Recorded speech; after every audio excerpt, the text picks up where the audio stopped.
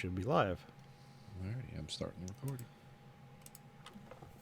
From the industrial wastelands of Michigan to the fruited plains of Iowa, this is the American Read.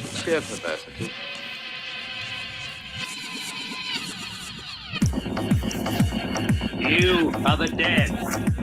Remain exactly where you are. Make no move until you are ordered. We burn them to ashes and then burn the ashes. That's our official motto. Now we can see you. Clasp your hands behind your heads. Stand out in the middle of the room. Stand back to back. Who can explain the fascination of fire? What draws us to it, whether we're young or old? Here comes a candle to light you to bed. Here comes a chopper to chop off your head. And welcome to the American Read Factory podcast. This is Nathan. This is Conlon. Tonight we got all kinds of exciting stuff to talk about. We're going to deep dive into America's current political situation. Everyone wants to hear that shit over and over again. No, we're totally not going to do that. We're gonna bore you with reality. Yes. Wake up, sheeple. Yeah, that always gets me on my side. You guys are sheep. It's like, yeah, you've won me over now. Insult me some more. Tell me I'm fat, too. Definitely going to listen to you. Oh, God. It's just a Joe Rogan side podcast. Yeah. I can't believe how fat I am. Can't believe how fat you are. I know. Because that's the only vice and weakness we all have, right? Insecurity doesn't dominate everyone's existence. Have you tried taking psilocybin mushrooms and going into a hydrogen tank? Have you submersed yourself in liquid helium? The swelling goes right away. Yeah,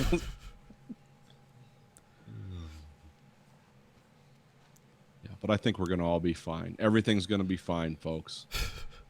There's no existential crisis facing us, or at least not one that we care about. It's too boring, you know. Everyone wants the big rock heading towards the planet. This slow death of the environment just doesn't get it's hard to get eyes on. It's like that subreddit, a boring dystopia. Yeah, that's exactly it. The boring dystopia.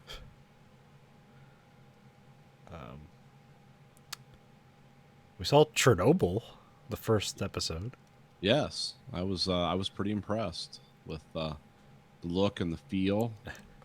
There's a podcast with it too, a companion podcast, which I listened to that. I didn't know that. Okay. And it does with the creator. And what's interesting to say is that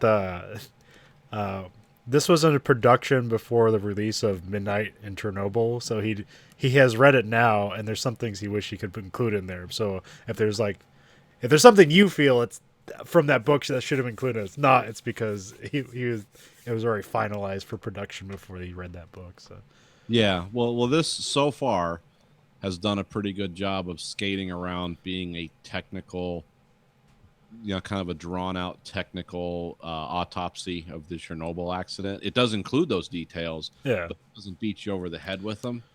Although I do wish... It's almost like I want to see the explosion, like do a rendering of it, because you see pictures and diagrams of the reactor. Yeah. But, like, it's hard to imagine the reactor inside that building. Like, those don't necessarily... Even when you see a thing of, like, it's an X-ray, here's the Chernobyl reactor, but you don't necessarily... It's like, what was it, and then how much of it is gone now? Like, the only thing... I've been looking up the YouTube videos, and nobody does it well at all. They do a good thing of, like, here's the building after it's exploded. It's like, okay, that looks like the thing, but I still don't understand the reactor, like, how it's gone. The one thing that made sense is there's a ton... There's like a concrete slab that weighs a ton that's like on top of the reactor, which is like where the control rods push from. Yeah, like that guy, biological shield. That guy like pushed off and knocked off, and it's like, okay, I can understand that, but how much of the reactor weighed 10 tons and it was thrown 50 feet in the air and cracked. Okay, try to imagine a soccer field and cube that in your mind. That's roughly the working space of an RBMK reactor. Yeah. How much of that is control rods and reactor space, and how much of that's piping and other things, I couldn't tell you. Yeah, well, there's parts in the thing where like they walk into an area and they're like, the reactor's gone, and it's like, but they never showed you what it looked like beforehand, and so I'm Oh. just missing that Yeah. little bit, because here they kind of smartly, you see the explosion from a window and somebody's not even paying attention to it. Yeah. That's how it starts, and then and it's like one of the firefighters, he like wakes up, and then they just cut to the inside of the control room after the explosion, and they don't know what's going on because there's not immediate danger because the control room's like in a separate building from the reactor room. Yeah. Yeah, it's actually down. I don't know how far it is. I mean, there's diagrams, but the control room's not on top of the reactor. Yeah. It's kind of like down the street a little bit. Yeah. I was wondering when I saw the fire brigade scenes, I was like, oh, this is a hell of a set. And then I found out, oh, they filmed it at Ignalina, which is an RBMK reactor in Lithuania. It's like, I think it's decommissioned now, but it's like, because they had all the structures and the armatures of all the piping and all the power cables that went in and came out of that. I was like, if that's CG, that looks really good. 'Cause that's a hell of a big set. And then it's like, oh no, they're filming it at the exact same kind of reactor. Well, and the city was like the same design too. Yeah. Because what's that, in Lithuania where they filmed it? Yeah, they're filming it in Lithuania. But it's what was I gonna say? It's The sets and the yeah, city. it's just like, oh, this looks really good. Like it actually looks like like this because they're trying to recapture like the 80s Soviet Union. Yeah. Which is a very weird style. But that's kind of the vibe they're going for, and they've done a good job. And they being as I know like all the characters they're talking about, it's like, oh yeah, that's what this guy was known to act like, because the guy Dyatlov, who was the shift supervisor or whatever, I don't, they have different names, but it's like, yeah, that guy was really like that. It's like if anyone argued with him or said, no, I think this is what happened, he'd shut the fuck up.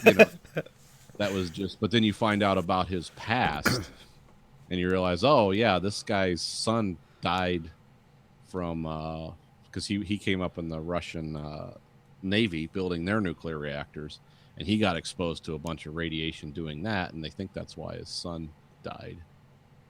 Anatoly Dyatlov is his name, yeah. So yeah, the actors did a good job. Yeah, the podcast, like I guess I didn't really notice, but they said like no accents. Whatever accent you have, that's what you're gonna do in the show. Yeah, they didn't do Russian accents. I noticed that right away, which is good because you can actually act more if you're not. Yeah, that's what they said in the episode. Like you said, if you do an accent, you act the accent. You don't actually act. Right.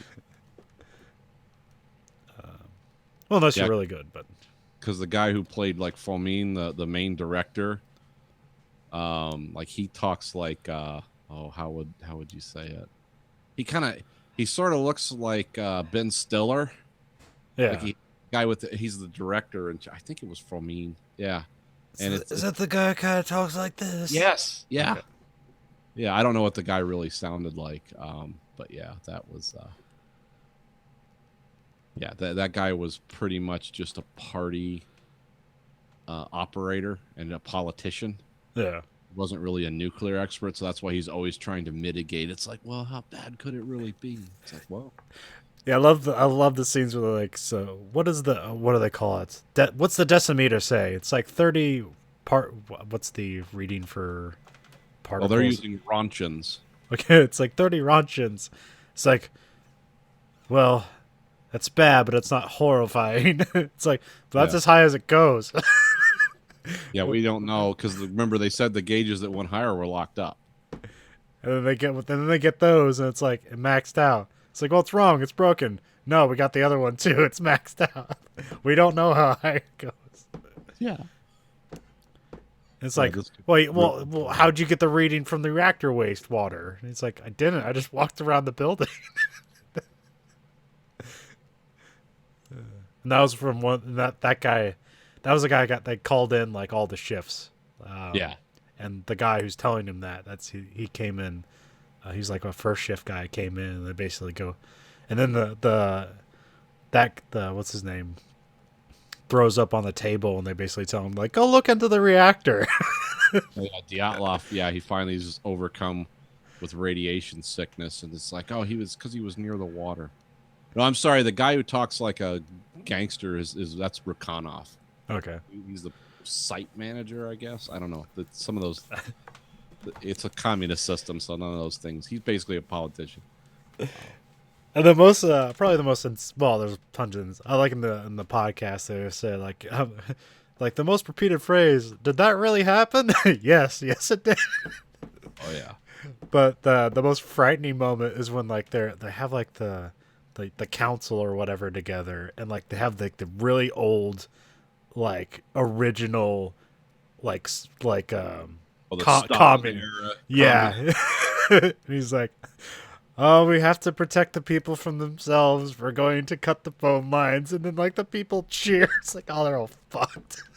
Yeah, because the one younger guy is like, when are we going to start evacuating people? What are we going to do? And yeah, the voice of the elder speaks. It's like, no, this is our socialist system, and we know what's best for the people. They have put their faith in us, and we're going to do things even though they might not like it. They might not see. And that is actually straight from, so they actually govern like that.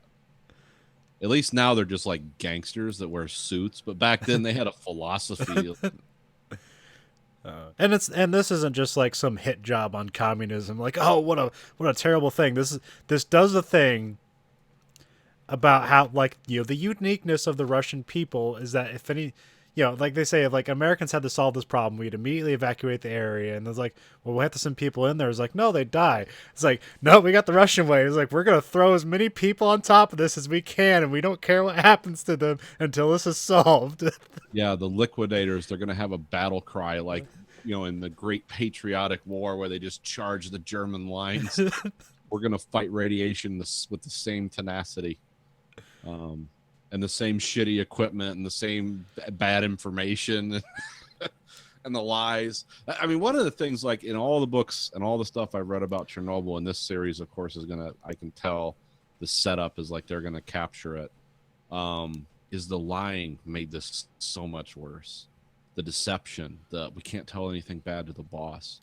It's like, how can we mitigate this? It's like, well, you've blown 6,000 tons of nuclear material over the Western Ukraine, and you've released hundreds of times more radiation that was released at Hiroshima.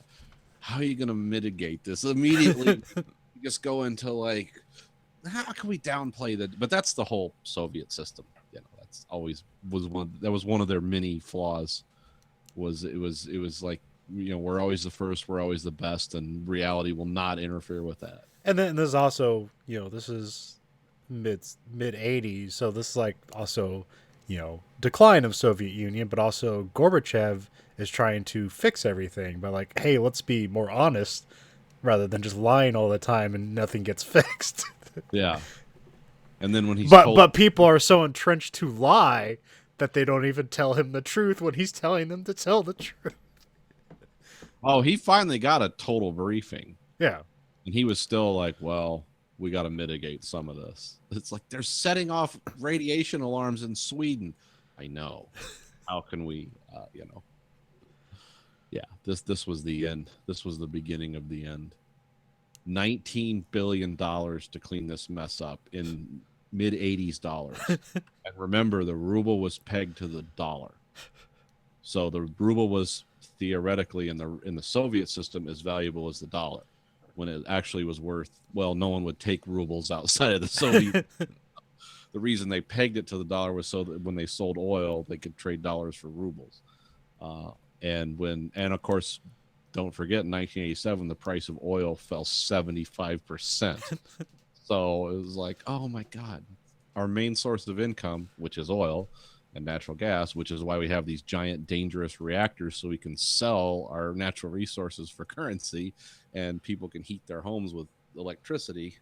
It's like, yeah, it's like a snake eating its own tail. So yeah, this is very well done. I enjoy. I like the overwhelming sense of dread and darkness in this series is amazing. They even when they do shots in the daytime, it's like, oh, it still looks dark, and it's gonna get a lot worse. It's gonna get like when the fireman picks up the carbon sleeve. Yeah, the graphite. It's warm, and then like 5 minutes later, his hand is like, well, it's basically disintegrating, but it's not like in a movie sense. Boils and Yeah, it's just redness and bleeding and fracturing. yes, all the cells in your body have stopped working. So, and then I like how water falling from the ceiling and dust takes on, like whenever you see that, like when the water falls on the guy's hand, it's like you start hearing this soundtrack, like, oh, that shit can kill you now. Because that could just be pure radiation just dripping on you, or dust breathing in is instant lung cancer now. And Oh yeah, there's that scene where like the families are lined up at the bridge, and it's like almost like, oh, it's a snowy night in, in Chernobyl. But it's like, nope. Nope. Just Well, another thing where the Soviet system made that worse is when they were putting the roof on the reactor, they're supposed to use fireproof roof tiles. Like, the shingles on my house are fireproof roof tiles. It's pretty much basic construction shit that you put a roof on.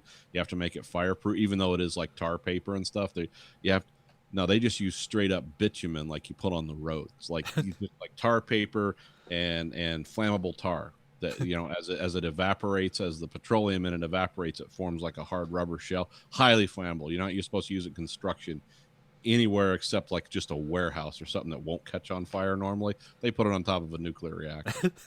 So a lot of that, the reason that fire got so big and out of control, besides the fact a giant nuclear reactor exploded, was because the roof was just made out of match heads. It's just and all that water those firemen are spraying all over that nuclear reactor, super contaminated. Steam going into the rivers, the land. And they did show the red forest and the camera pull out at the end of the series where all the pine trees went from green to red in like 10 minutes. yeah. All the radiation. Like, that's a real thing. They had to cut down those trees and just bury them. They were thinking, can we burn these? And everyone was like, fuck no, you're going to spread more radiation. But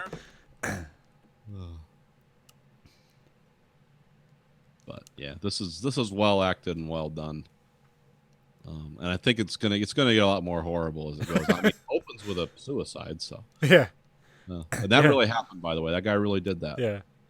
They decided like, how are we gonna do this? It's like, we're not gonna pull any punches. Our hero is gonna kill himself in the very opening of the movie.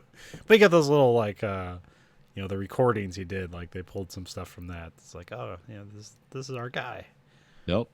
I like there's in the podcast they talk about a funny detail where I guess he wrote in the they have like a kind of a consultant who's like, who lived during that time. And I guess he wrote in the screenplay like he leaves out cat food for his cat. It's like in Russia we don't have cat food. You just have scraps of food you feed to your animal. Whatever. Yeah, you're not getting kibbles and bits. Just whatever left off, whatever fatty meat left on your. They don't even use toilet paper there. I mean, they have it, but it's considered an obscene luxury. So what they do is they make newspaper, so it's like a little more pliable than ours. That's what you use to wipe your ass with. I don't know if that's still the case, but I remember I heard that like Russians always thought toilet paper was like, that's stupid. You're actually just manufacturing something to wipe shit off your body when you have all kinds of scrap paper around. Like, well, yeah. Let's Then MacGyver this thing we're gonna put in our asshole. Yeah. Because you don't really have a problem keeping your asshole clean if you're barely eating either. Taking Mondo, 3 ribeye steak American style shits if you're standing in line 2 hours for a loaf of bread. So if you're, just a vodka based diet. Yeah, I like that part in the detail where they're talking about radiation. It's like, oh, we'll just we'll get a little, just Drink get a Red- little and drink some vodka and you'll be good. So what's this companion podcast called? Just Chernobyl TV series. Yeah, I think. Subscribe to that too.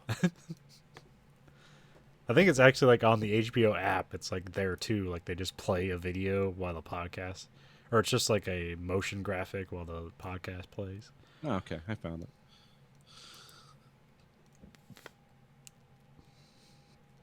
That's cool. I'm glad they did that. It's amazing the kind of time some of these people will take. It's like, we're going to make a TV show and then do a podcast where we talk about our TV show. Well, that's kind of the thing you do. I mean, that's one of the reasons, the things that really help, like The Walking Dead, because they, after the show you have Talking Dead and like all that stuff. Oh, yeah. It's a little more fan involvement. Is Chris Hardwick out of the doghouse yet? I think so. Like, I think he's back on TV, but like, nobody apologized for basically, like, yeah, he's terrible. Well, I think he proved that was to be all false, didn't he? Yeah. Well, yeah. Well, I mean, he didn't have to do anything. They just, lawyers proved it to be. Oh, okay. It's like, yeah, he's an asshole, but he didn't like assault you or anything. Yeah. She felt that way, so. Yeah. It seemed like I was assaulted. But, yeah. So, okay. But also, I didn't know like that. I didn't know like the thing with him and the, like he sold off the Nerdist and has a different thing now. Like I didn't know that happened. Don't know much about the guy. I just know he was like a former fat alcoholic who turned his life around and then became a successful guy and then became a prick. It's like, okay, yeah, that follows. seen that metamorphosis. Good on you. He's like one of those serial hosts. It's like, who's the guy who hosts the singing show that like hosts everything now? What's his name? What, Wayne Brady? No, it's the guy who did the American Idol, the host. Oh, fucking. Yeah, I know what you're talking about. Yeah, it's like he's a serial. What do they call those guys in England? The presenter. It's like that's all he is a serial presenter. It's good cash. Yeah, he does the fucking what's the New Year? He's like taking over the New Year's who did the New Year's stuff? Dick Clark for a Yeah, he took over the Dick Clark stuff. It's still called the Dick Clark New Year's Show, but now it's just hosted by that dude. Yeah, that guy whose name I can't think It of. has like V's and Z's and A's in it. Yeah, That's ridiculous. whatever. I only watch alternative TV, man. No, I don't. I don't give a shit about any of those singing shows. That's my wife's thing. I mean, Like, a lot hey, of you people. want to watch music die? Here you go. Just watch this slowly die. Well, now it's on a different channel now. So You want to know why Pink Floyd and bands like that aren't coming up? This is why, right here. Ryan Seacrest, that's what it is. Seacrest out. Yeah, that's the guy. But anyway, Chernobyl, check it out. I'm actually amazed this got made. And it's really good so far. Is it I don't 4 know or if it- 5-part miniseries? It's 5. Okay. Yeah, because I don't know if this is going to be linear or they're going to jump back and forth. Yeah, because it starts in the future and then it just goes Yeah. to the so I don't incidents. know. We'll see. But what if they happens. only have 5 and they're 1-hour episodes, there's probably not going to be a lot of time jumping. Yeah, the like next on episode kind of made it seem like like every episode is just like a series of meetings and everyone lying. I like the Yeah. part where like the one guy like walks out of the building and he's just carrying the broken phone. And like I don't know if it's like is he mad that he's trying to get the word out and nobody's listening to him, or is he mad because he thinks everyone's lying to them about the truth? Yeah, it's hard to tell. Yeah, like I forgot that. Yeah, they met in a nuclear bomb shelter. That was that actually did really happen. Oh, Because the Russians were very paranoid that we were going to bomb their secret nuclear facilities because they are doing something we can't understand or whatever. So they had Because all those guys, all those army guys you see standing around, those are all KGB. That's because anything involving nuclear, anything was controlled by the KGB. So Yeah, I think I saw. guys that were like standing guard right next to the flaming reactors. Yeah, it was really there. Yeah, I saw some other like while doing this on YouTube. There was some other like, here's another nuclear incident in Russia you don't know about, and it was like a secret city. It was just called like City 22 or something like that, and like they released a bunch of. It's like they end up like pumping like the wastewater, like the radiation laden water, like into the people were fishing out of. Yeah. Yeah, I know they had one where the nuclear waste, they just like stored it they just bulldozed it into a pit and it exploded. And that contaminated the shit out. That happened when Stalin was still alive. Huh. So no one talked about that because, however fucked up the Soviets were under Gorbachev in '86, they weren't killing people. they were lying and they were afraid of being killed, but no one actually got killed as a result of, that we know of. But yeah, I forget what that was during Stalin's time. Oh, because there's a name for that incident. Because they still think it was probably worse than Fukushima because of the amount of radiation that was, or radioactive material that was just like pumped around and released in the explosion. But yeah, they've had like 3 or 4, and those are the things we know about. I'm sure there was some stuff that was just kept. The Kishtim disaster? Yeah, Kishtim. Yeah, that was it. Yeah, that's I think that was like City 23 or something. Yeah. That was those places that didn't appear on maps. There's those weird forbidden cities. Yeah, that's a bad one. And I mean, my favorite was when they were just at the end of this, when the Soviet Union was collapsing, they had all these nuclear submarines just rusting in the docks. Like, do you know how much it's going to cost to decommission these? Well, it'll cost a lot less to go take them out in the middle of the Pacific and blow the scuttling charges. I can tell you that. Well, let's go with that plan.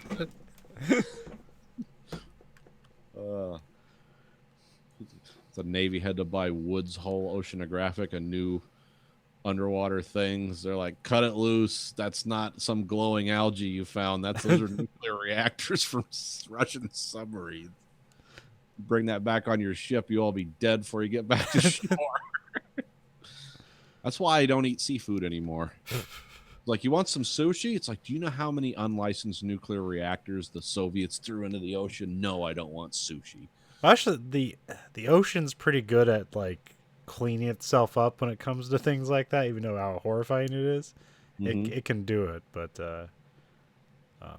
because it actually like because the fucking Earth's crust and shit like that, there's naturally occurring radiation down there anyways, but there's always naturally occurring radiation anyways. Yeah, that's what the Joe Buff books told us. It's like the amount of nuclear weapons that get launched and operated in that book is like, shouldn't this be a nuclear holocaust now? It's like, well, they're low yield nukes, but also it's all going over the ocean, so we're cool because it's cleaning itself. Yeah. It'll take care of itself. I hope he gets back to writing again soon. I miss his dark, crazy novels. Well, you sent me a book. Yes. A surprise book. Another surprise art book from Conlon. I don't know if anyone can see this. Halloween at the Moon. Howling at the Moon by Jakub. I believe he's a Polish artist who does the work for the board game Scythe, where it's like Russian mech, like World War I Russian mech stuff, or that style of World War I with like futuristic technology. What happened? The arc here was he did a lot of pictures like this, and this inspired the game. Scythe. Oh, okay. So his artwork that's inside is because the people who made Scythe were so inspired by this. Because it takes place in the book. There's kind of like a sketch of the historical like periods. Because this guy's also known as Mr. Werewolf. Yes, this is. There's a few arcs in here. There's the Ancients. That's like the giant, like the samurai warriors as giant walking gods. Yeah. And then you have the world of 1920, which is the biggest part of the book. Which that's the giant walking tanks, the steampunk giant walking tanks. And then you have Apocalypse World, which is kind of World War II if this technology existed and was further enhanced. Huh. And then you have the werewolf stuff, which is set in the 1860s, but with giant mechs and werewolves. And then you have folk stories, which are like gnomes fighting house cats with swords and different things like that. But it's all done in a like a oil paint style, Yeah. where it's not like defined futuristic. It kind of looks like the paintings of people would do with oil paints back in the 1800s, but with giant walking robots. But everyone's like their clothing and stuff is of the period. Like they're dressed like World War I soldiers. There's with long rifles with bayonets, and there's just a mech walking behind. And there's peasants in the field harvesting crops with the old-fashioned size, the two-handed ones, and then giant mech walks through. But it doesn't look out of place because it's all like steam powered, or if it is gas powered, it's like belching lots of smoke. It's like you took what's a train look like and kind of reconfigured things around to make it look like a mech. Yeah, how could we make a walking transmission that's basically clockwork? But yeah, I saw that and it's like, I bet Nathan will like this. And instead of sending you like a model you would have bought yourself or not bought yourself, Yeah, I'll give you this book and it'll be influence your modeling. all the books you send me are great, and they usually launch into things. Like a lot, like when you sent me Tales from the Loops, like I didn't know what the hell that was. Then I read it and I went and researched it, and then I discovered Machine and Krieger, and it's like, oh, I'm just going to use the paint schemes from Tales from the Loop and incorporate them into Machine and Krieger, which I didn't actually perfectly do. I just made them look a little different, but still enjoyed those, and I bought the other two books as a result of it. So. Yeah, this is actually one I really wanted. I think this is on my wish list on Amazon. But there's so Yeah, many. Amazon got me. They sent that email. It's like, we think you'd like this. I'm usually like, fuck you, Amazon. And I saw that. I was like, wait, this is cool. I didn't even buy it for myself. I just sent it straight to you. Well, I appreciate it. I always it's like there's a random Amazon package here. It's like, well, I don't know what this could be. It's not ticking, so that's a good sign. But yeah, this is a pretty cool art. I mean, it's just right up my alley of things that preposterous technology and revisionist history. Oh, all that's cool. I was working on a thing for the show, but I haven't really like researched it at all. But dealing with revisionist history and a lot of like conservative historians that are like on the come up. Yeah. Basically, it's like we need a way to be like we don't want to be outwardly misogynistic and racist. So, but if it's couch that. but if it's historically accurate, then we're okay. So it's like you got all these like historians like, and there's like stuff where they point to video games and like you're doing shit with medieval times, and and then you have things where you're whether intentional or not, but it's like okay, you're discount. You'll have a character builder and it's like well, why can't I select a woman to build my character? It's like, well, that's historically inaccurate. They wouldn't fight in the war. So they have this weird clash of like SJWs, to use that stupid phrase. It's like, I want to be a woman in this game. It's like, well, that's historically inaccurate, but it's like just a safe way to be racist and misogynistic. You want to fight in World War II as a woman? Well, you can't. Here's a side game called Building the Bomber. You can drive rivets into a plane. Yeah, there's a lot of retroactive, like weird history. What was the stuff that I like? There's like there's been a rash of libertarianism on YouTube. And I forget, was it Susan B. Someone's just like retconning history and It's like, really women didn't want to be liberated. They just wanted to be economically liberated. Or, it's just blending in all these. It's like saying Susan B. Anthony was really a free market person. It's like, no, she just wanted to vote. Oh, she didn't want to be told what to do by a bunch of men who were obviously incompetent drunks. Yeah, I can't really articulate what else. There's a weird kind of camp that wants to revise. I think these are the guys who abandoned the notion of like Reagan was a good president. Like they're actually trying to mainstream sell that. It's like only the people at the margins will ever believe that. So they've moved into like restructuring history. Yeah. Yeah, I mean, it was kind of like the South stuff where it's like, oh, here are the losers write the history. Yeah. That's fucking weird. Yeah, there's all kinds of people who and then there's that, and then there's like the things were meant to be this way, guys, and this really wasn't as bad as they said, and like, people were actually happy, and it's like who, when, where, what is this just a feeling you have that you're, it's like here's a picture of from the 1800s, and see this slave is smiling while this guy's watching him work in a field. It's like, see, it proves he's happy. No, it doesn't.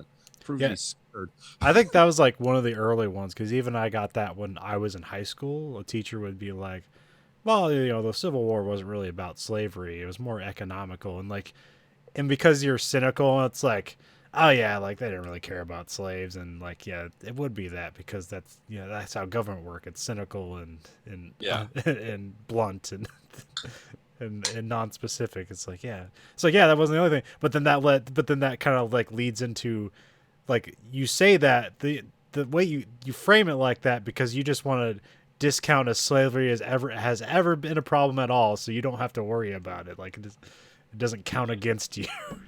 Yeah, it's not my problem. Yeah. I didn't actually kill anyone or all that stuff. It's like, yeah, you didn't. True, no one alive now in America ever owned any slaves, but it's still something we have to talk about. Well, now it's just sex slaves, but yeah. Well, I mean, and sex trafficking. I'm talking cattle slavery for the purpose of harvesting crops. It's like that hasn't gone on in a while. Now, sex slavery, I don't think ever stopped. But yeah, there's it's like, I can appreciate the imagination, guys, but you're really you seem talented. Don't waste your talent on this shit. You're never gonna. No one ever comes out the winner. Goebbels will never be seen as anything but a evil propagandist. Yeah, it's basically just that shirt from T-shirt Hell. Like, what about all the good things Hitler did? And they just went from there. Yeah, it just jumps off there. Or that other shirt, slavery gets shit done. It's like a picture of the pyramids. Oh yeah. T-shirt Hell. Yep, shirts that are funny to look at. You never want to wear them. Yeah, we reminded ourselves of that website because it was fun to go on there and just laugh at all the like how awful the stuff is on there, and we remind ourselves like, yep, this is stuff funny. I'm not fucking buying any of these T-shirts. Yeah, but it's pure shock value. Yeah, that's all it is. See here, something else on YouTube I saw was the Forgotten Weapons episode of the Owens SMG. Okay, tell me about this. What did you learn about it? It's a very interesting story because essentially, it's during World War II. The Australians were fighting the Japanese, and they needed weapons. And there's this kid named Owens. He had built a submachine gun. I was trying to look for it, but I never saw the actual one he built. Yeah. But like, as he like was sent off to war, he just like left his submachine gun like laying in a bag next to his house. And the neighbor who owns like a metal fabricating company saw it and was like, hey, I think we can make a submachine gun out of this. This is when people doubt like God. It's like, wait a minute, what are the chances of this serendipity? It kind of looks like a I want to say it's like a Sten gun. Yeah. Yeah, I didn't see the original, but it seemed to be like they took some ideas, but like really improved upon it and made it their own. And they made like about 40,000 of them because they had like some Thompsons, but they're expensive. Yeah. And this thing was like way cheap for them to make because It's stamped metal. yeah, it's like a tube and some metal, but it was like clever design to it where it was really resilient to weather and debris. It was a top loading magazine, so I guess what made that more reliable is because it was pointing down, the gravity helped feed the bullets into the gun. Because the ejection port was pointed down, is less likely for debris to get in that way if it's like on the bottom of it. And it shot well and shot fast, and you can make it, and it like saw service into Vietnam, so it was so it was kind of weird. Because the magazine is on top, it has one of those offset sights, sort of like a Bren gun, but they put the sights are on the right side of it, so it's almost like if you're right-handed, you kind of have to like lean over it to get a sight picture, whereas if you're left-handed, it just kind of works better. Yeah. But yeah, I just thought that was an interesting story where just like a kid makes a machine gun and then the neighbor picks it up. It's like, hey, we can do this. Now, what caliber was that in? It was like 3 different calibers Okay. because they kept going to the government and like, no, we want a different caliber because it's like them stalling, so they didn't actually have to like think about it or something. And I think eventually it was like a 9mm and a 45. Oh, okay. Yeah, there it is. 9mm. I just looked it up. I thought it was always a 45. But It started off as like a 232 round or some weird, and a Webley round too. Whatever the Webley shot, they made one for that too. Yeah, the .223 or something. Yeah. Yeah. Odd calibers. Yeah, I need to watch some more Forgotten Weapons. So many things I need to watch. I think he's going to release a book pretty soon because they had like a segment where it's like, hey, we're publishing books on weapons. So he has a book coming out specifically about French rifles because he's everyone always calls him a Francophile, like in the comments and in other videos where he's with somebody. He wears berets and stuff. So. Yeah, he's just like a really big fan of French rifle making. He's not necessarily like they're the best. It's just like they're interesting because they're fucking weird and they work. Yeah, the French have a style, totally. Like the FAMAS, like their national service gun, that machine gun that you just pull it all the way back. You know what I'm talking about. Yeah, right? it's the bullpup. Their bullpup service rifle. It was designed in the 60s or 70s, and it still looks like a future gun. Like, yeah. Totally futuristic. And by their account, still one of the best bullpups out there. Yeah. Well, I mean, everything they make is the best if you ask them. Because it well, I mean, I don't mean them as in France. I mean them as in Ian and shit. What's the other guy? Carl on In Range. Oh, okay. I know what's the weird thing about that gun that I read? Oh, it fires because France has a weird relationship with NATO. Yeah. It fires the NATO round. The whatever. What do we use? 5.56. Yep, 5.56. Yeah, it fires that, but it also fires a 5.56 FAMAS, which is designed. It's subtly different, and it won't jam as much.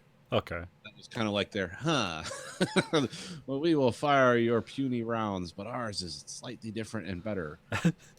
I forget what the difference is. I'm used to know all that crap, but yeah, it's the only NATO partner that they can fire our ammo, but they also have their own homebrew, which works better with their gun, which is probably to protect their labor markets, which is, that's the French are good at that.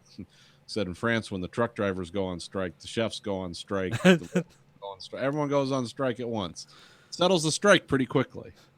But you're almost constantly on strike because once you settle the truck drivers thing, then you got to deal with the railroad thing, and then you got to deal with the gas pump thing. And before you know it, a year has gone by and everyone's been on strike half of it. But and your government changes 20 times. Now we're communists? What the fuck? Bring back Napoleon. Where's Sarkozy? We miss him. Oh, France.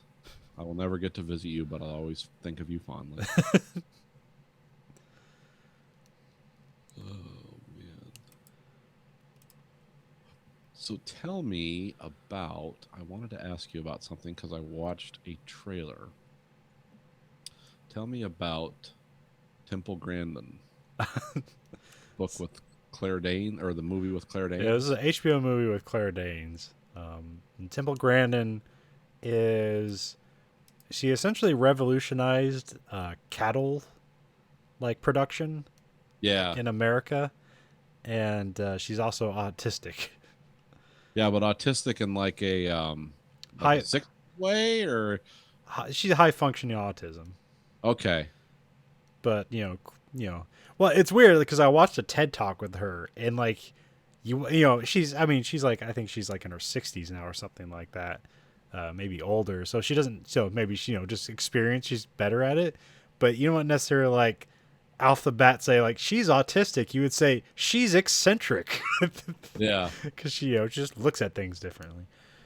Well, the trailer I watched for the movie and some of the run-ups I read on it looked like it was set in like the 70s or 80s. Like, I think 60s and 70s. There's two different time periods. okay, because she didn't seem.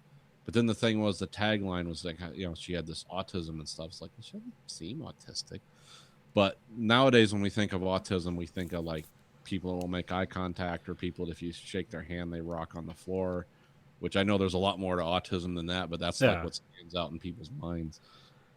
And she, one of the first things to have, and it's like she builds it to survive, because there's like she goes to her like uncle's farm for like a summer before she's supposed to go to college, because that was like a big thing.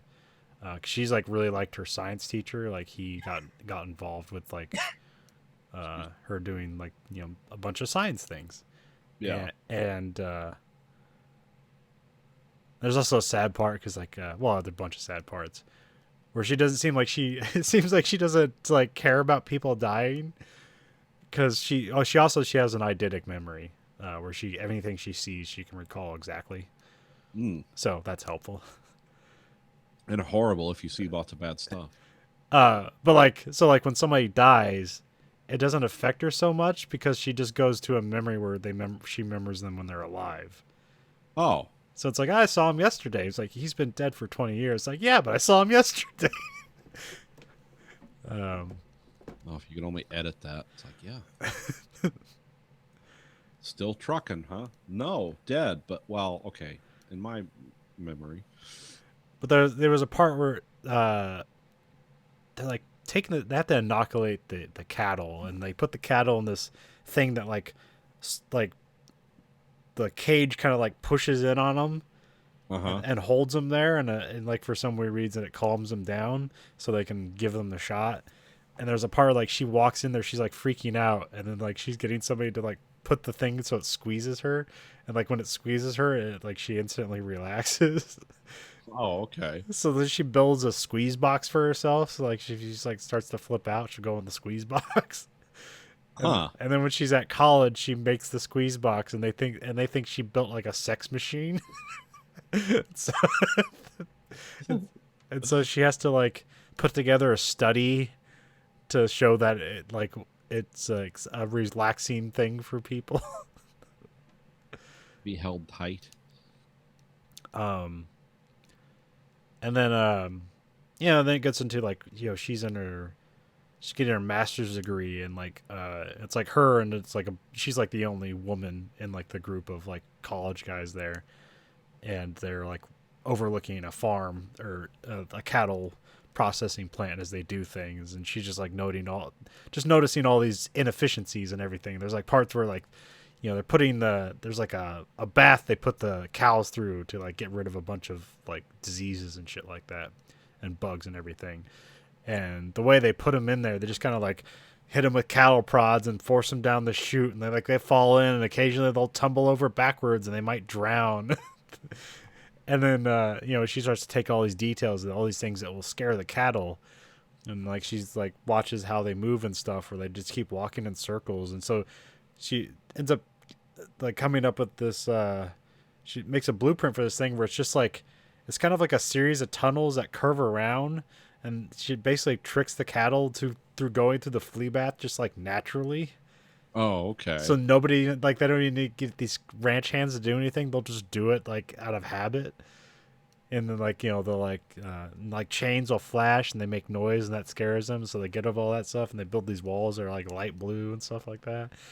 And then she comes up with this conveyor system for like when they fucking get the hole punch and punch their brains out and kill them. Yeah. So like that, like I'll take them through this thing and like it puts them, and basically it's like a conveyor belt that like holds them on their belly and their legs are just kind of dangling, because I guess it like after it calms them down and then like they're totally calm when you fucking blow their brains out. Yeah. You get the No Country for Old Men gun out. Yeah, and so that design, like over 50% of the cattle production in America uses her design. Oh, okay. And then the end part's kind of funny because they go to this like autistic, and I think it's in the early 80s, and they go to this autistic convention, and like these people are shouting and stuff like that. It's like my kid like rolls around the ground and spins around all the time, and she's like, I think that's good. Also, like, so Claire Danes does a pretty good job, but there's I think she's from the Northeast, so there's kind of like this weird, like Claire Danes doing a Jimmy Stewart accent thing that kind of comes off as funny, like unintentionally. Oh, you mean like someone from the Northeast of America trying to talk like it's from the Midwest? No, the other way, like she's from the Northeast, like Yeah. originally, so she kind of has that Jimmy Stewart accent. Oh, okay. And when Claire Danes does that, it just comes off as kind of like unnervingly funny. Like I don't think I'm meant to laugh at this, but it's like well, Jimmy Stewart, autism. So yeah, then like she just kind of starts talking about like spinning around's good, it calms you and stuff like that, and explaining autism to people, and they're like, oh, do you have a kid? And it's like, no. And like they're like, oh, she's just full of shit. She's not a parent. She's like, well, I'm autistic. And they're like, what? And you can speak? And it's like, I have a master's degree. And they're all on all like that she can do anything at all, and that she's autistic. Huh. And then you look up a Wikipedia article about her. And, there's all this amazing, not to think like, she had to overcome a lot of fucking things. Right. And the fact that she has like influence over like anything at all is amazing. And she had major influence. But also she's kind of shitty. Okay. She essentially doesn't recognize low functioning autism at all. Okay. She like there's like a comment she said like if you can't hold down a 9-to-5 job, I don't want to hear your comments about autism. So she thinks like the only real autistic people are people that have autism and can have a full-time job. Oh, okay. Also, her family's rich. So one of the reasons she can have any advantage, can do any of these things at all, because in the whole movie, I'm like, how's she paying for this shit? Well, I know like college costs a lot less than back then, but like, yeah, there's no time. Money didn't seem to be a worry or a concern in the movie, and like, I was like, shouldn't she be worrying about that? I was like, oh, her family's rich, so that kind of like detracts it a bit. Yeah. It's Yeah. like, kids, you can do anything as long as your parents have a lot of money. The world is your oyster. Just open it up. But yeah, it's still like it's on HBO, so you can. And I just fast forward watched it.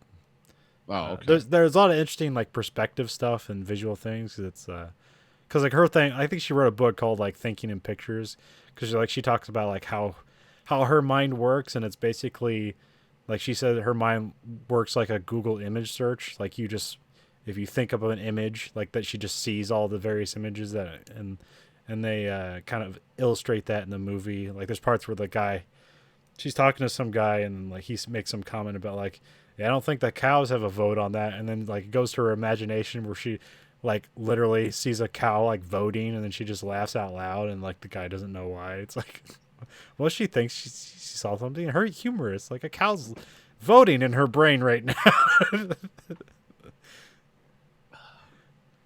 Yeah, I could see how that would be off-putting. The guy says something. It's like, what, are you laughing at me? What's so funny here? It's a figure of speech. I do that a lot.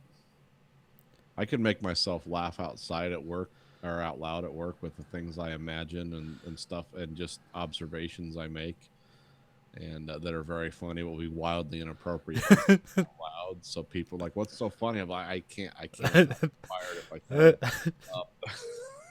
So,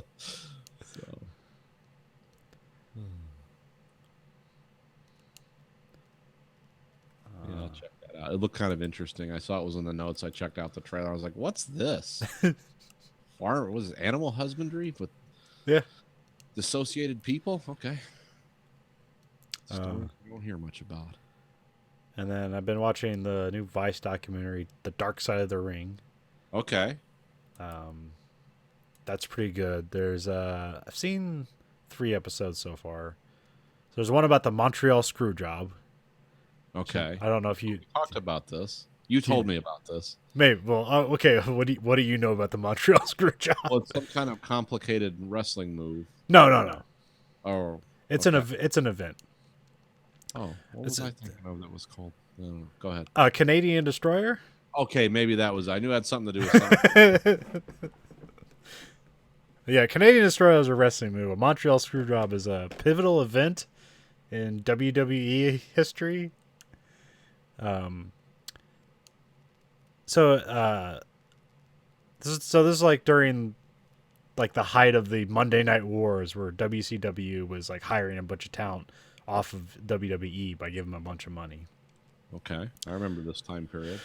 So you have Bret the Hitman Hart, who's like the top guy at WWE at the moment. It'd be F then, but I'm just gonna say WWE for the rest of this. Okay. And he kind of had a verbal contract with Vince McMahon that he's gonna get $1 million every year for like the next 10 years. And at some point, Vince just says like he can't pay that. Yeah. And so he said, and he got an offer from WCW, so he decides he's going to go over there. And but this time he's the champion. And Bret Hart and Shawn Michaels, who's like the other top guy, hate each other. Like in real life? Yes. Okay. And in the they just hate. Yeah, they hate each other, and they're opposites. When they fought, they were opposites in the ring too. But put on amazing matches, which is fucking crazy. Fucking hate this guy. It wasn't just method though; they really hate. Yeah. So they had a pay-per-view event in Montreal, and Bret Hart is Canadian, so it's kind of like a home show for him. And he was going to drop the title to somebody before he left for WCW because he wanted to owe them that courtesy. Like, well, I'm a professional, so I'm going to do that. But he didn't want to drop the title to Shawn Michaels. And so they had a match with him and Shawn Michaels, and there's a moment in the match where Shawn Michaels puts Bret Hart in the sharpshooter, that's Bret Hart's move. Okay. And then Vince McMahon just runs out and tells him to ring the bell and call the match for Shawn Michaels. And then like just fucks him over. And then like the whole crowd is fucking mad. As soon as they do that, like the referee runs out of there and gets in his car and leaves because he doesn't want to get beat the shit. Killed in a riot.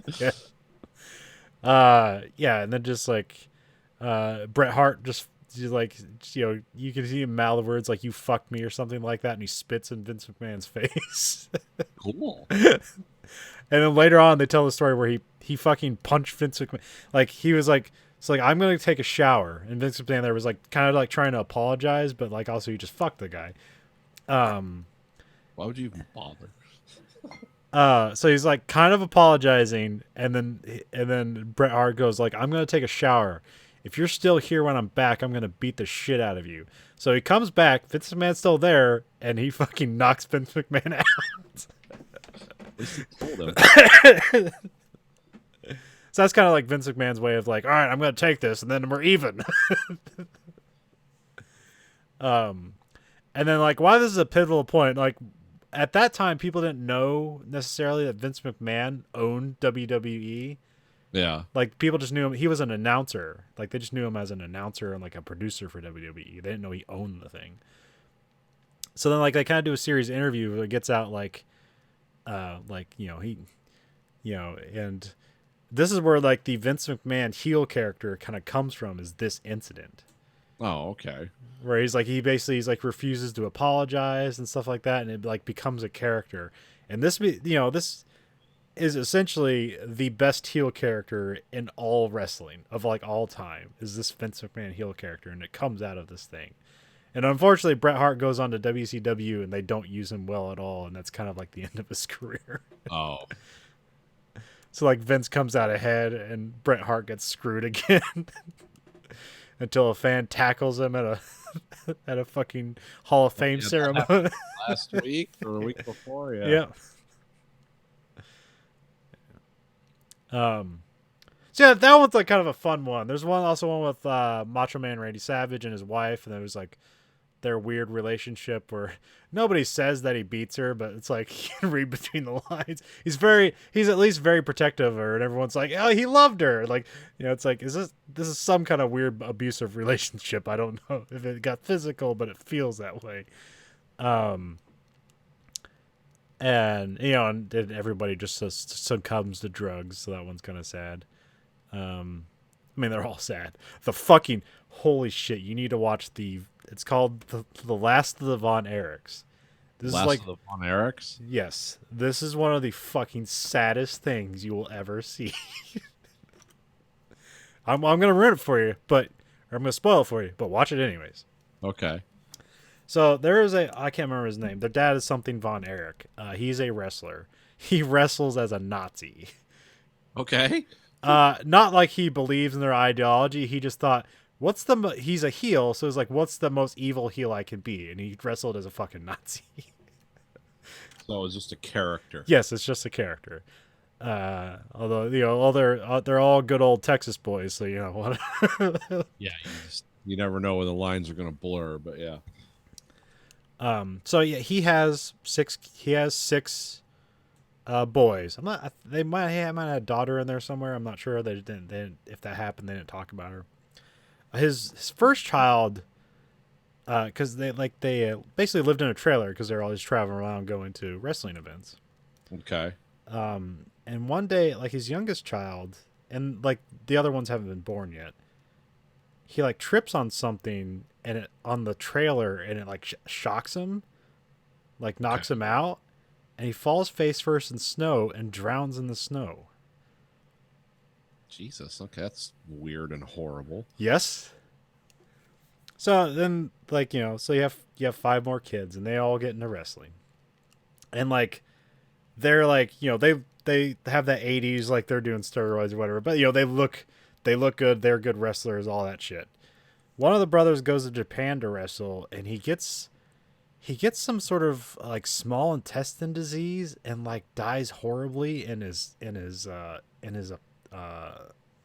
fucking hotel room. Like he dies like reaching for the phone to get help. Wow. Although some people say like there's one of the wrestlers like came in and like hid all the drugs, but like the autopsy said he died of this disease in Japan. Okay. And you have Kevin, I think it's Kevin Von Erich. They have a big match between him and Ric Flair. And they work for a company called WCCW, which is like World Class Championship Wrestling. So like it works out of Texas, and like they're like the biggest names in Texas. Everybody knows who the Von Erichs are. Like the funeral they had for the Von Erich that died in Japan, like they had like 5,000 people like waiting outside to pay respects. Damn. And that was just the people waiting outside. Like the thing was full on the inside. Like that's how fucking like this is like their Texas's sons. Like that's how people see them. So you have the Kevin wins a match between, He has a nickname, the Yellow Rose, and he comes out with a yellow rose. And he's the Texas Yellow Rose, and he wins the match with Ric Flair and becomes the champion. So it's like a good, like, I did it for my brother. Oh man, what's the next one that happens?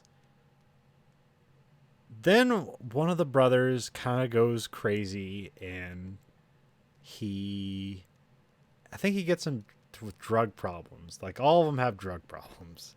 Yeah. So he commits suicide. I believe he overdoses on pills.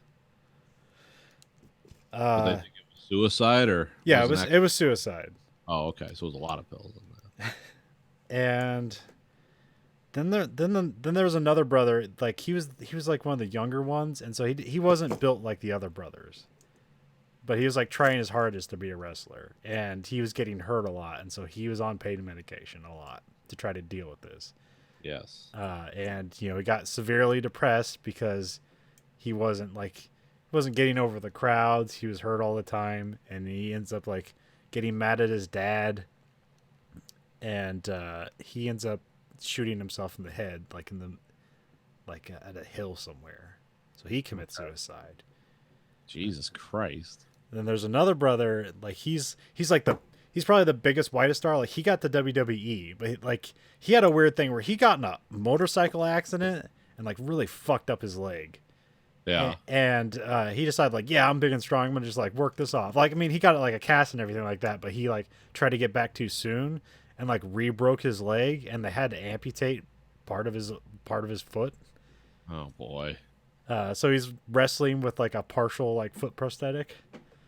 But like he makes a doctor swear to secrecy. So like nobody knows he has a false foot when he's wrestling. Oh, okay. But in order to like wrestle like that, like at that kind of high intensity, because you see like videos of him wrestling, like you couldn't tell at all. Like high intensity, running like a motherfucker. You cannot Jumping on stuff, Yes. landing. Yeah. But like to do that, he had to be heavily medicated on pain medication. Yeah, because you're just pounding into bone and nerve. Yeah. Yeah. So he gets into trouble with the law with drugs because he has illegal drugs around for pain management, and he's about to be sentenced for something, and then he goes crazy, grabs a gun, goes out in the wood, and shoots himself in the heart against a tree. Oh boy. And so like who's left? The dad? the dad and Kevin. Oh my god. So the dad dies of brain cancer. He pulled a gun on Kevin. And he's like, "Are you too good to kill yourself too?" or something. He says something crazy like that. Yeah, they get some weird emotions going. But he, that could have been the brain cancer too. So. Yeah, that's true.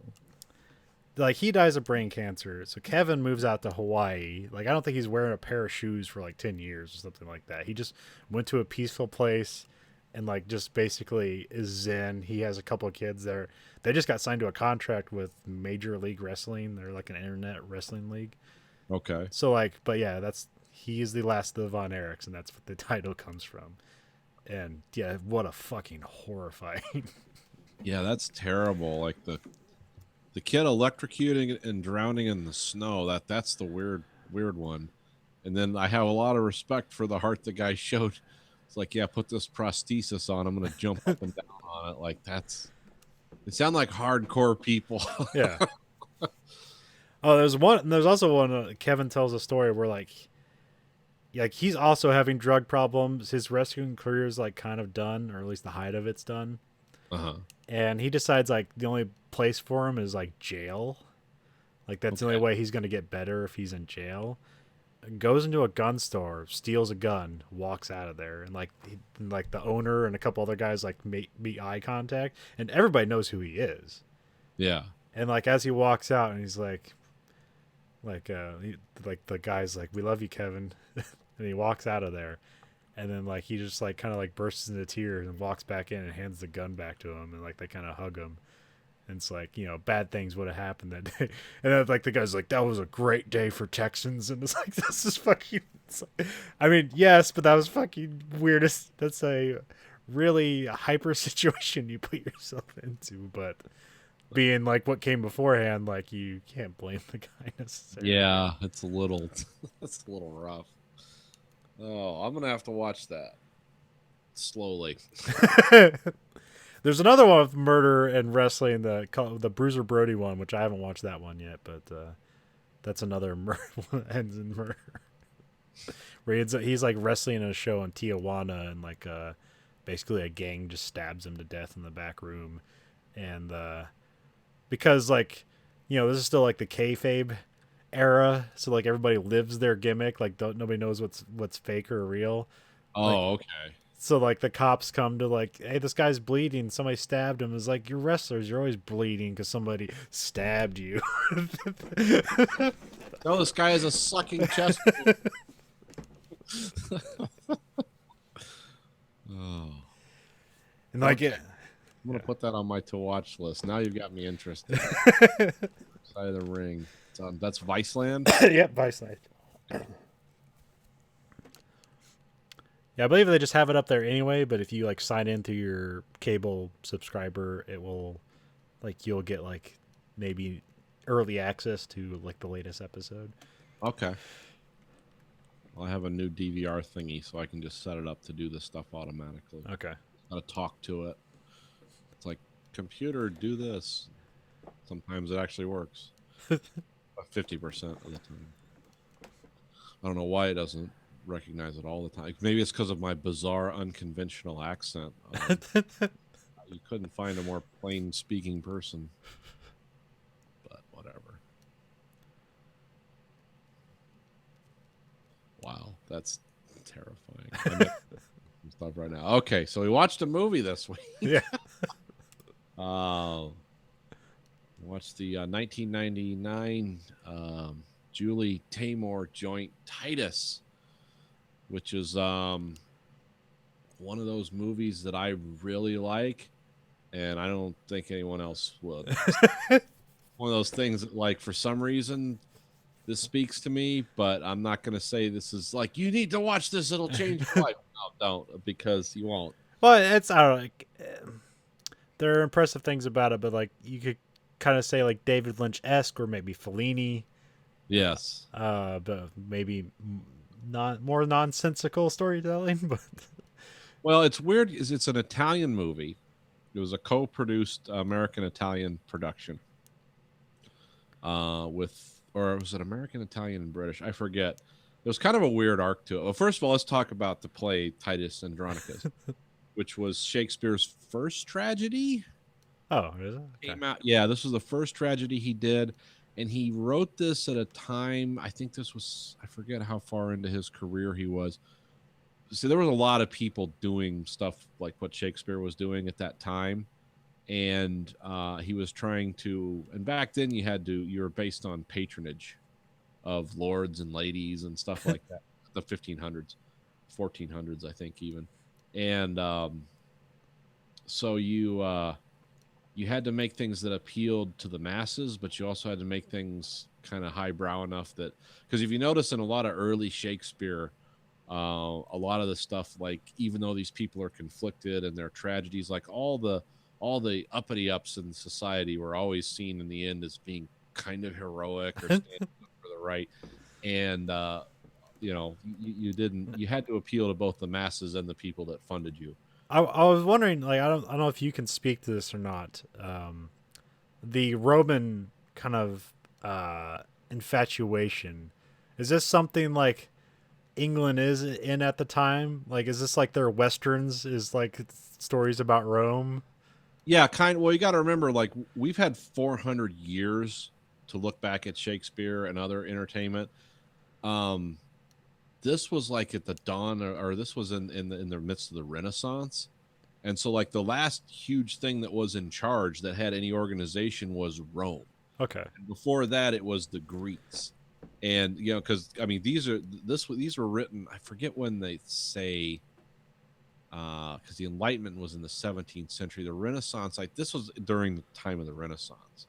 But really, these are just dark, savage tales that kind of bridge the gap between that 300 or 400 years when Europe was just in chaos, when you had the Black Death, you had all, which started the fall of Rome, but this was actually made to compete with the most popular kinds of stage plays at this time were gory, violent plays about Rome and Greece. Huh. And so this was his first tragedy, and it was kind of done in that style. And also, they believe this play was co-written with somebody else, but they always say things like that about Shakespeare, and I don't know. Yeah. But actually, I when I read a lot of, because I have a big book of Shakespeare, I got from college, because it not only does it have the stories, but it has a lot of scholarly writing, and some of it's interesting and historical. But yeah, there were a few people he did work with, but there are also people he competed with, like Marlowe, and there were some other guys, and so this was kind of like, DC versus Marvel type shit. I guess, modern terms, it's like everyone was trying to jump the shark. Yeah. Because like the masses love this kind of stuff. It was a big spectacle, and it was a stage play too, so you had to include all these elements, and so this is seen as this was when Shakespeare was being conventional and a businessman. It's like, well, I have people in, and these are the stories that everyone else is telling, so this is what I'm telling, and so that's this was a very popular play back in his heyday, and it's almost been completely forgotten. So because it's seen as like one of his lesser works now. Yeah. It's like very comparable to a lot of there's other people at this time that were doing stuff, and you can read about them too. None of them are as well remembered as Shakespeare, but yeah, this was kind of conventional. So the movie was just bizarre because you can kind of go nuts with this, because this isn't really beloved. Like, this isn't Romeo and Juliet, or Hamlet, or Macbeth, or Midsummer Night's Dream, or any of the other ones that are well known, where it's like, oh, your reinterpretation of this sucks. It's like, oh, you can go crazy with this, and they did. And this is a movie you can tell. It's like, oh yeah, Julie Taymor directs plays. Yeah. Because it looks like a play all the way through. Well, I mean, a bit more than that, but there's like the detail to like costuming and sets is very, is exceptional. This movie won an Academy Award for costume. Now, when did you first see this movie? I saw this movie in 2003, I think. Okay. It was one of I don't know. There was a, because I just like caught it on cable, like the moment where like he slits the guy's throats and makes pies out of them. Yeah. That's the first thing I saw of this movie. I was like, what the fuck is this? Yeah, that's the last third of the movie. Yeah. Now I saw this. Initially, what drew me to it is Anthony Hopkins. Anthony Hopkins, yeah. I always like to watch him because he's just fun to watch, and he does crazy well, and he does everything well. But he's playing another, like, this character was written for Anthony Hopkins, this kind of troubled man. This time a Roman general. And this isn't. There's been a trend with Shakespeare movies. I think it started with Romeo and Juliet, where they sort of modernize it. Yeah, let's make Shakespeare cool.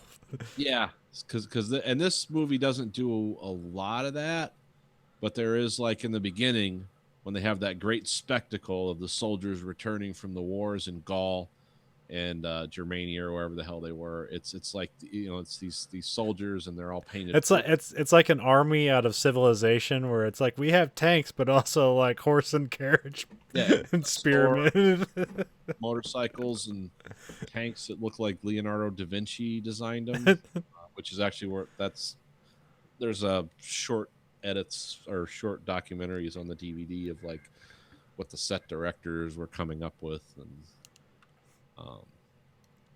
so yeah, this is I'm not gonna just when I wanted to review this, I just wanted to talk about the things I like. I didn't want to talk about the movie. It's a 2.5-hour movie. If you want to read Titus Andronicus, you can. If you want to watch the movie, you can. I'm not going to just go over all the details because it's got absurd plot points, people doing things randomly, foolishly. But a lot of that's in Shakespeare because they're just plays and you have to move the story along. But, yeah. I'm just going to talk about the things I like about the movie, which mostly is the dialogue and how it's delivered. Yeah. Um, especially by Anthony Hopkins, Jessica Lange, and Alan Cumming. Yeah. And Who's- you got the guy from you have the I'm not sure if they're brothers. There's Jonathan Rhys Davies and there's Matthew Rhys, who's the guy from The Americans. Oh, okay, yeah, he was in this. Very young guy. Also, this movie was like you can't buy it anywhere again. So Yeah. I'm thinking that we're doing this series that a bunch of people who are like have some or just like some holding company and have the rights to these movies are like, oh shit, we should make a 20-year edition. And they're pulling them off all the streaming services. Something's going on. Well, Yeah. whoever owns these companies and owns the rights, everyone's trying to create their own streaming service. So Yeah. It's our Titus exclusive streaming service. We're going to show Titus the movie, Christopher Titus comedian, and shit, there's another Titus. I can't think of it right now. Oh yeah, can't think of who that is either. Titus O'Neil. He's a wrestler. He's a wrestler. Okay. Titus Worldwide. Let's see. This movie cost $25 million to make. Okay. Made back a cool $3 million. I mean, that's pretty impressive. Like, this seems like a way more high budgeted movie. Oh yeah. Well, I mean, yeah, I don't know because it was almost exclusively filmed in Italy. Because like that big square building where they have the speeches and where Saturnius accepts the emperorship and all that, where they shoot that on the stairs and stuff. Yeah. That's actually that was the building that Mussolini built Huh. at the height of fascism in Italy. And so that big square cube building with the deep windows, that's like the temple. That's the only living thing of fascism left in Europe. Because the Italians are like, oh, that's kind of cool. We don't want to destroy it. It looks weird. So that became the head of the Roman government in this movie. Yeah, this movie has really high production values. And which is one of the things that's cool about it. Besides, Anthony Hopkins trying to cry into the dirt. which actually happened in the play. Well, I will say, like, one of the things I like in this movie, the way the dialogue's presented and the way the characters talk to each other, it's like you're not lost as to what's going on. I mean, it's like the visual element moves it right along. I've never really seen a play, but this is all like iambic pentameter, right? Just like I'm not sure how that's delivered. You could probably explain it. I just know that's a fun word to say. Shakespeare delivers in two forms. There's straight dialogue and there's sonnets. Okay. That's why he's called the bard or the poet or whatever, because sometimes people will speak in lyric prose and then sometimes they'll just like look at each other and talk. And so that's it kind of is, if it's real sing-songy, that's like a long section where the one character's speaking kind of to the crowd, to the audience. That's always done in a kind of a poetic thing. But when the characters are talking to each other, they're talking like we are, just in that, That's like what's cool about Shakespeare is like it's like song lyrics. Like where you could just explain exactly what you mean and say it out loud. But what if you said it in a really cool way that was kind of vague and misinterpretable? Well, and that's a way when you have your characters give long, speeches in prose, that engages the audience. It's like they're looking right at you. Yeah. Talking to you. And it's the dialogue in their head. Like, because when they do stage plays like that, where they're just going to address the audience, like that's their inner monologue, the lights will go out, center spotlight on the actor, and then he'll turn to the audience and you're like, oh yeah, I'm all in, he's talking to me now. That's how Shakespeare works. That's how a few other guys work. But yeah, that's why people remember Shakespeare and they don't remember the 5,000 other people. Time. But yeah, the way they film this, it's really engaging. I mean, there's a reason, like, I have all kinds of weird drops from this movie with just Anthony Hopkins dialogue. It's almost just like random, but it's like, oh, it's so cool what he's saying. And these people are going through hell, all of them, because it's mainly a play about revenge and the folly of revenge. And it's also a side note about poor planning, but I don't think that was. Because by the end of this movie, I think everyone's dead. Yeah, except for the kid and the baby. Yeah, the baby made it. Oh yeah, racism alert! Racism in this movie, not like the vulgar kind we would have, but still. The other thing that seemed weird is that the queen or whatever gives birth to this bastard, if you want, and Alan Cummings' character doesn't really seem concerned with that at all. Like it's like he almost didn't know his wife was pregnant at all. Yeah, that's one of the well, I mean that's when your story meets production reality. And it's already 2.5 hours. Yeah, it's like, well, we're going to have a whole side section about because Shakespeare didn't. I mean, this is taken directly from the play. Yeah, I used to have there was a thing up here about what was changed for this, but it wasn't a lot. It was just mainly it was connect scenes. Yeah, lots of dialogue were left out, or things were included as like a backstory. This is why I'm here. Therefore, that's what can be jarring, is that there's just these transitions and you have no idea how much time has passed, but a lot has passed. Yeah, between Act 2 and Act 3, when Titus is just in his house and everyone's crazy in the kitchen, and revenge, rape, and murder come to the door. Costumes, it's like 3 months have passed. Time has passed. Is this where like sweet revenge comes from? I think so. Yes, actually, I do. So yeah, the queen pretends to be a god named Revenge, and Anthony is like, "Oh, sweet revenge." Yep. That's what's cool about this. The weirdness of it. And then when Alan Cummings sitting on the throne with that's like real steampunk metal looking with a giant wolf's head above him, it looks like straight out of Dune. Like that kind of weird scenes and I wanted to compare this to a few other movies, and I was gonna couch it in like this is a movie where if you got a report card, there would be a lot of A+ and a couple of C's, and you'd be like, "What the fuck's up with those C's?" And that's why it isn't like a wholly recommendable movie to anybody, because those C's are going to be really distracting. But a lot of A+. So it's like this, Dune, and Chronicles of Riddick. Yes, they're all three of my favorite movies. All flawed, but like a lot of grade A production value and just weirdness all about. Yeah. Well, I mean, this is what happens when this is what happens when you're kind of overwhelmed by your own ideas and you just want to, I don't know. I'm trying to think of what other Julie Taymor movies I've seen. I've seen The Tempest. She also did Across the Universe and Frida. Across the Universe was the one with all the Beatles songs, right? And it yes. was like a musical? Yes. Okay, I've seen parts of that once.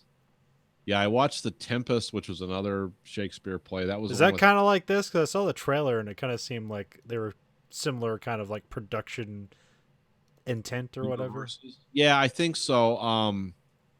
The Tempest was changed a little bit. Well, for one thing, Prospero, who was the male character in The Tempest, is Prospera, which is Helen Mirren. That doesn't really distract from the story, and it's the same story, and it's actually Helen Mirren does a good job. This is The Tempest is not as good as this. For all the things you like about this, like it's present in The Tempest, but the stuff that's the C- stuff would become a D. Tempest. So it's got the same flaw. It's like visually, it just bombards you, but like, oh, am I going to invest 3 hours of my life? That's where it gets rough. So I'm trying to. I've never really. But yeah, mostly she does a lot of plays. She does a lot of plays. Like I believe she did the Lion King one, which I think it's still on Broadway. Yeah, and I think she infamously also was a part of the Spider-Man musical. She was the director. Turn Off the Dark. Yeah. The first one, yeah, where people were getting killed or mangled or Yeah, whatever. just maimed. No, nobody got killed during it, but Got yeah. killed, luckily. Worked with U2 to make the music and It wasn't an incoherent mess on top of being dangerous too. yeah. Yeah, that's what I heard. I mean, so is this, but you know, fun one. I mean, I guess with this, I can say like I had no expectations, Yeah. so I was pleasantly surprised. If I was like, you know, neck deep into like Titus and like, I want to see a master adaptation of, you know, one of Shakespeare's more obscure plays, I would probably like not have been happy. But I was pleasantly surprised by this. Like, I had nothing invested in this, and it's really cool. And I actually went and read the play because of this and some other. Well, yeah, I mean, I did a lot of Shakespeare stuff in school, so we debated a lot of it. And this was one of those things. And this was another one of my controversial film studies picks, where everyone in the class is like, well, are you just being a weirdo? I was like, no, this is kind of cool, and this is why. And, you know, it's like, no. I had a lot of my film studies classes. I had a lot of people that didn't want to be there. And a lot of Armageddon fans, I'll put it that way. Not the joke. Now, if you like this movie, you don't really like movies. It's Yeah. Armageddon, something like that. Yeah, had a lot of Armageddon fans who were like, why are we watching this dumb shit? Finding something weird. But, yeah. And then another, like, around this era that I can think of Shakespeare adaptations that I kind of liked is that there is one of Hamlet with Ethan Hawke, where it's like an okay movie, but I actually like really like the soundtrack. Like, I have the soundtrack. I listened to more of the soundtrack than I actually watched that movie. But it's like, I think it came out like 2007, but I remember being like, that was an okay out of nowhere adaptation of Hamlet. Oh, yeah, who did that? Because that was the one that had look it up. okay. Yeah, look it up. I think I've seen it. Set in New York, right? Yeah. Oh, it came out in 2000. Oh, this is like just a year after. Okay. Okay. It's Michael Almereyda. Moreda? Let's see who's in it. Yeah, it's Ethan Hawke, Kyle MacLachlan's in it. Yes, that's right. Sam Shepard, Bill Murray, Liev Schreiber, Julia Stiles. Yeah, I've seen that one. Yeah, that's kind Bill of Murray's in it for like 2 minutes. yeah. Yeah, I remember that one. I don't remember the. Oh, what was it? I don't remember the soundtrack for that. I'm gonna have to look that up.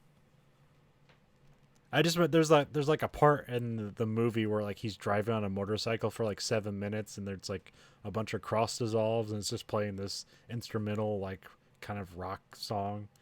Oh, okay. I remember that's the one I listened to the most, but like the rest of the soundtrack's pretty okay.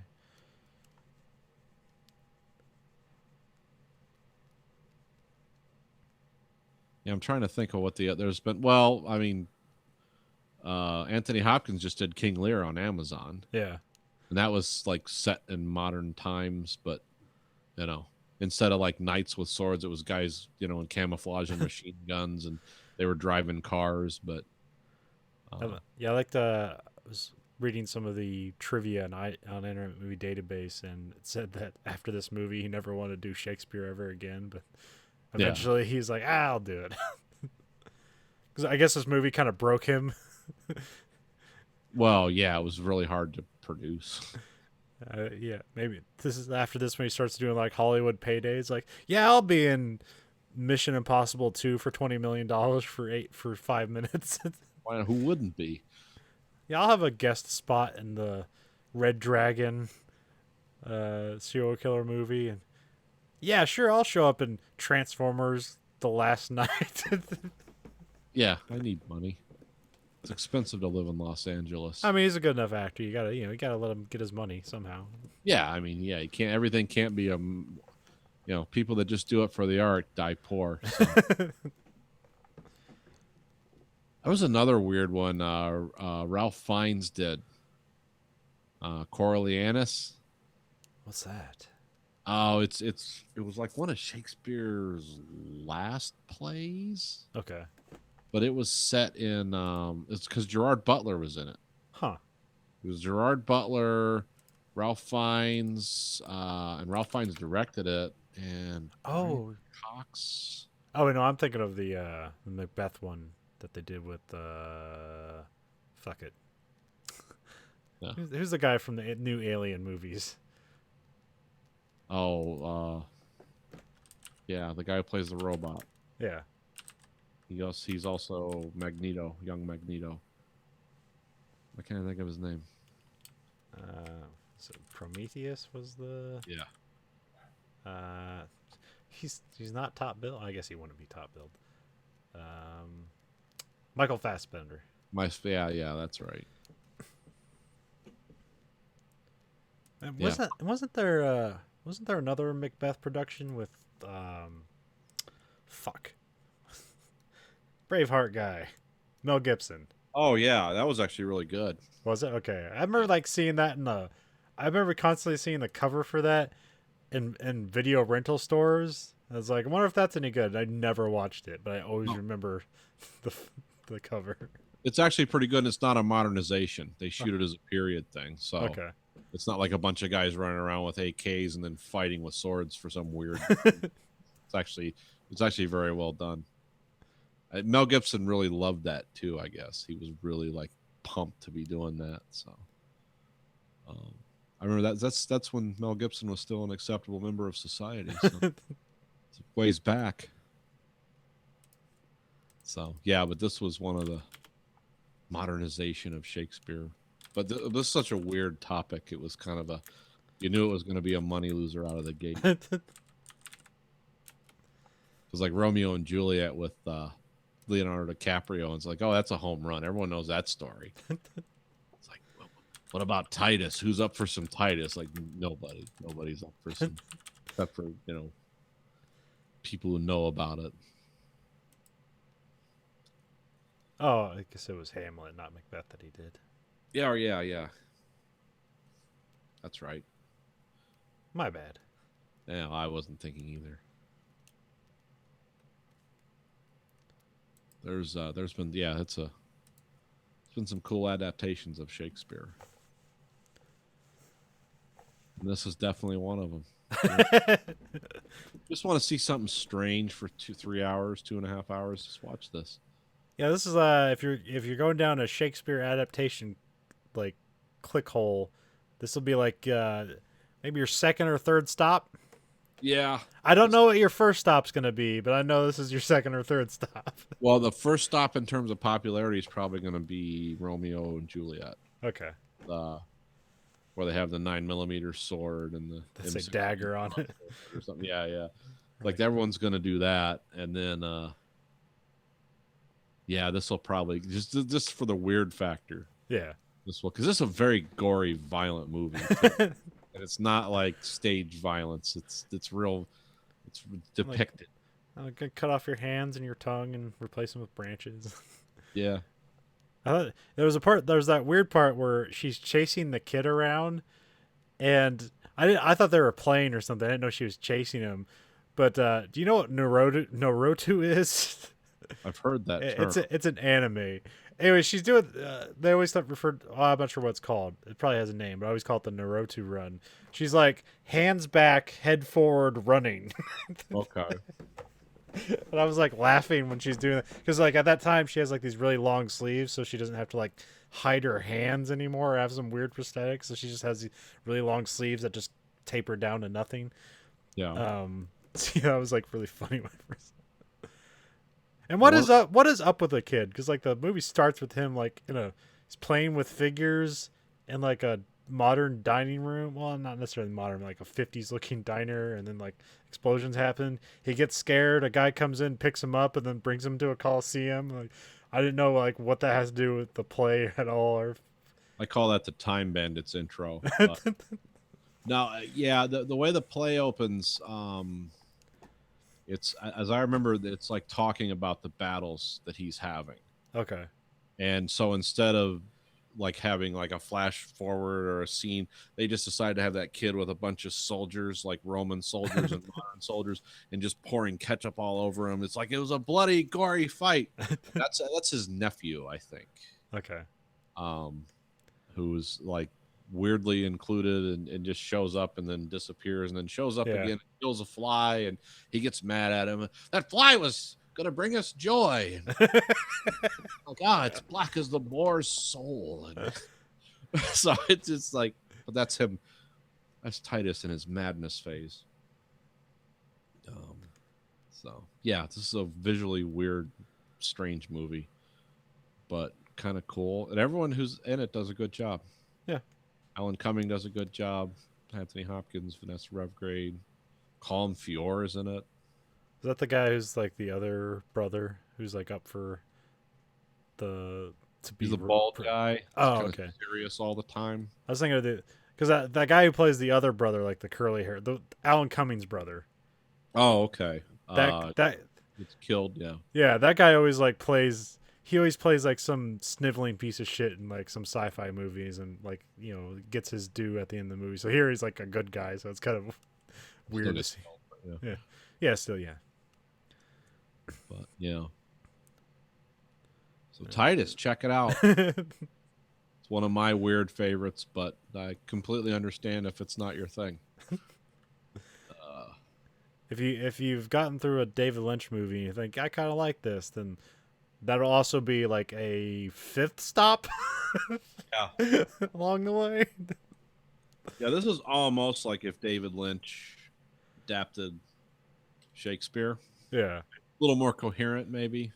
Maybe Because it is driven by maybe the art. one of the most baffling like shots in the movie is at the end where like the older brother, or I guess the last Andronicus, like is shoving a spoon in the Emperor's throat, and then it like pauses and tries to do some Matrix shit, and then he just like comes up with a Luger and shoots him in the head, and then it turns into the Colosseum. Like, what the fuck was that about? And it didn't look good. No. I don't. I didn't know if that was conveying something that I completely missed, or if it was just a bad effect. And they're like, the Matrix is happening. I'm not sure what that was. That almost looks like some kind of error that it's got to redo parts of this. Can we get any of the actors back to do a reshoot? No. It's like, what can we do? Because there was a few movies that I feel like that saw the trailer for the Matrix and like went, oh, we got to do that. The only one around this time that I know of is that I believe it came out in '99, because I remember the only reason to watch this movie was to watch the trailer for Star Wars Episode 1, which played in front of this movie, which was the Wing Commander movie.